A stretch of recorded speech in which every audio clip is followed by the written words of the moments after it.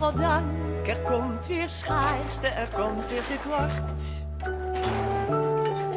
Terug naar de armoe. Dat vind ik heel toepasselijk. Want ik ben een ras-echte Zeeuw, dus ik ben ook zinnig. Met vlijt, zuinigheid met vlijt.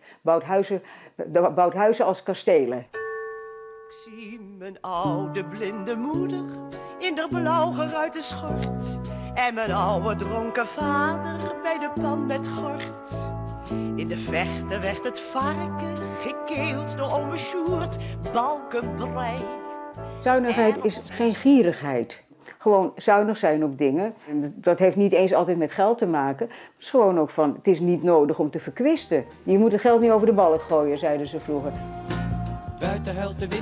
Als je het zo bekijkt, kunnen we in tijden van crisis nog wel wat leren van die ouderwetse zuinigheid.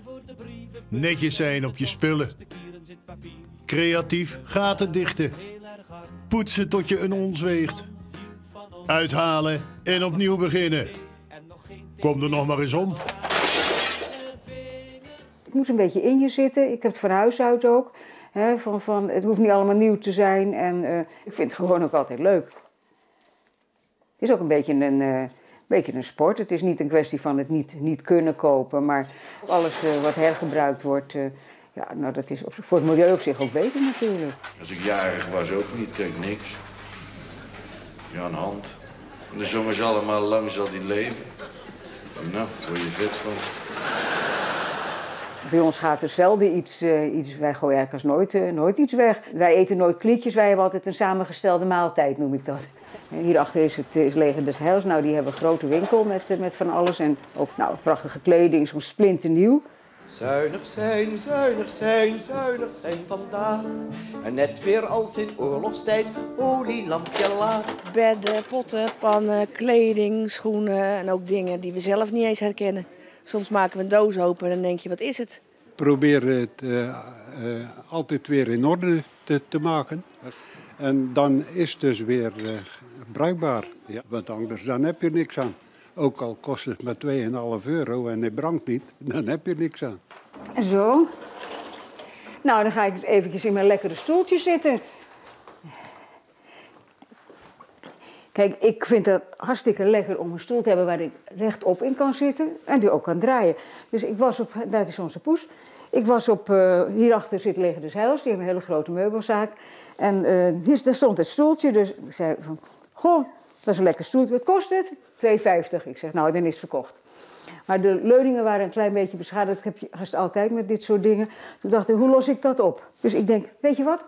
Ik heb wel een paar van die kousenvoetjes liggen. Dat zet je vroeger wel eens over je sokken heen of in je schoenen of in laarzen.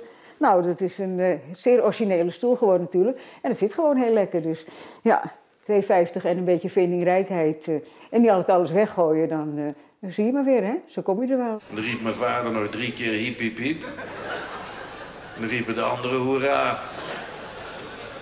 Nou, dat was mijn verjaardag. Maar we hadden thee en nog geen tv, maar wel radio en lange vingers. We gingen nog in bad, haartjes nat, nog even op. Totdat vader zei, vooruit naar bed. Dan kregen we een kruik mee, gezichten op behang. Maar niet echt van binnen bang, toen was geluk heel gewoon. Hebben ze het wel over de crisis, maar als je ziet wat er hier binnengebracht wordt, denk ik dat het toch wel meevalt. Ik heb wel vriendinnen die iedere maand de bank weer op een andere plek zetten of een nieuwe kleuren vazen als paars in de mode is. Mensen hebben denk ik ook, er is ook gewoon meer. Vroeger had je een zondagse jurk, zeg maar. Dat moest je over het algemeen vrij lang mee doen, want je had er ook vaak lang voor moeten sparen voordat je het kon kopen. Ik kan me niet herinneren in mijn tijd dat ik ergens tweedehands kleding kocht of zo voor die kinderen. En nu zie je dat wel. En dan kun je voor weinig geld leuke kleding kopen. Valse schaamte is een hele dure eigenschap, hoor. Mijn spreuk is altijd, ik ben wie ik ben en niet wat ik heb. En wat ik heb kan misschien wie ik ben wat ondersteunen in een aantal dingen.